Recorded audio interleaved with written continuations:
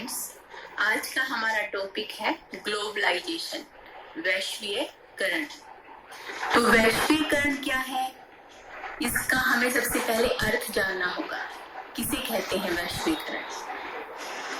जो वैश्वीकरण है, ग्लोबलाइजेशन है, सारे विश्व की विभिन्न देशों में परस्पर अंतरक्रिया की प्रक्रिया है।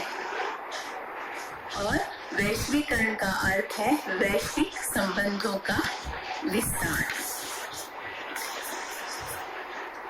जैसा कि हमने आपको पहले बताया है कि विभिन्न देशों में परस्पर अंतरक्रिया की प्रक्रिया है। तो वह अंतरक्रिया किस चीज की है? वह अंतरक्रिया विचारों, सामाजिक मूल्यों, शिक्षा, अर्थव्यवस्था, राजनीति तथा तकनीकी आदि सभी क्षेत्रों में हो रही है। और इसका कारण है सूचना व तकनीकी के क्षेत्र में विकास। अब हम आ जाते हैं वैश्वीकरण की नीड एंड इम्पोर्टेंस पे, उसकी महत्व और आवश्यकता पर।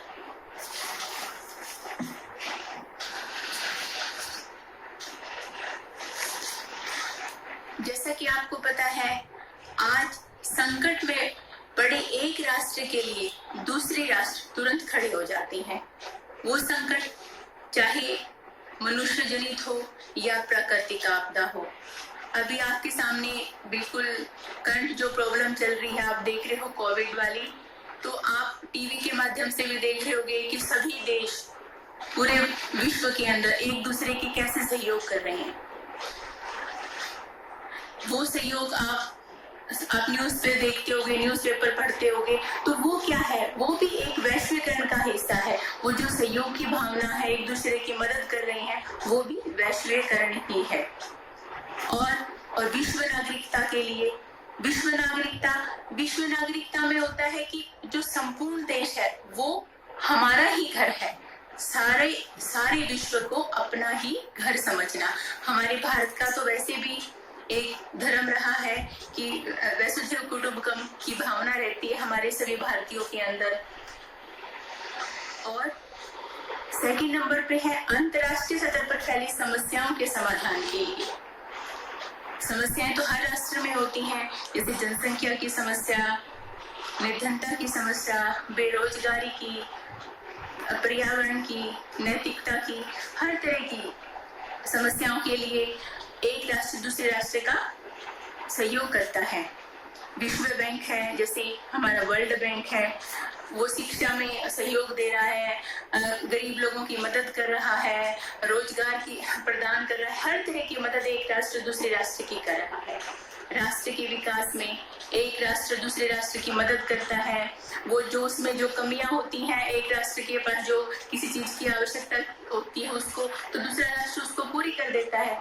और जब उसे उसकी किसी भी चीज की आवश्यकता होता है, वो उसकी मदद कर देता है। तो परस्पर सहयोग की भावना बनी रहती है। और आपके फोर्थ नंबर पे इंपोर्ट एंड एक्सपोर्ट में, जैसे नेशनल लेवल, इंटरनेशनल लेवल पे, नेशनल लेवल पे जो इंपोर्ट एक्सपोर्ट होता है, उसमें कृषि में, वाणिज्य में, तकनीकी में, खनिज संबंधी चीजों के आदान प्रदान में, इससे क्या है, वैश्वीकरण को बढ़ावा मिलता है। और संचार साधनों के विकास में, जो संचार के साधन है, इसके माध्यम से राष्ट्रों की आपसी दूरियां कम हो गई हैं। एक देश दूसरे देश के समीप आ गया है, उनकी नजदीकियां बढ़ गई हैं। वैसे तो सभी राष्ट्र एक दूसरे पर निर्भर रहते हैं। आपसी सहयोग तथा सद्भावना का विकास हुआ है इसकी वैश्वीकरण की वजह से, क्योंकि हम एक दूसरे से जुड़ गए हैं नेट के माध्यम से, इंटरनेट के माध्यम से, समाचार पत्रों से। अभी हमारे पास सोर्सेज हो गए हैं एक दूसरे से जुड़ने के अधिक।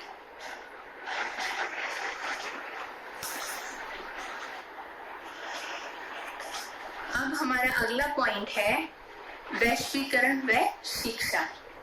जैसा कि आपको पता है, शिक्षा का हमेशा से उद्देश्य रहा है बालक का सर्वांगीण विकास करना, और उस सर्वांगीण विकास के माध्यम से अंतर्राष्ट्रीय सफलता प्राप्त करने के लिए उसको तैयार करना।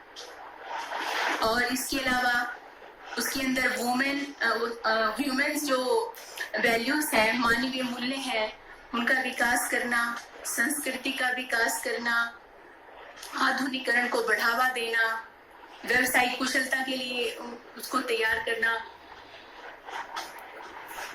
अगला पॉइंट है शिक्षण विधियां।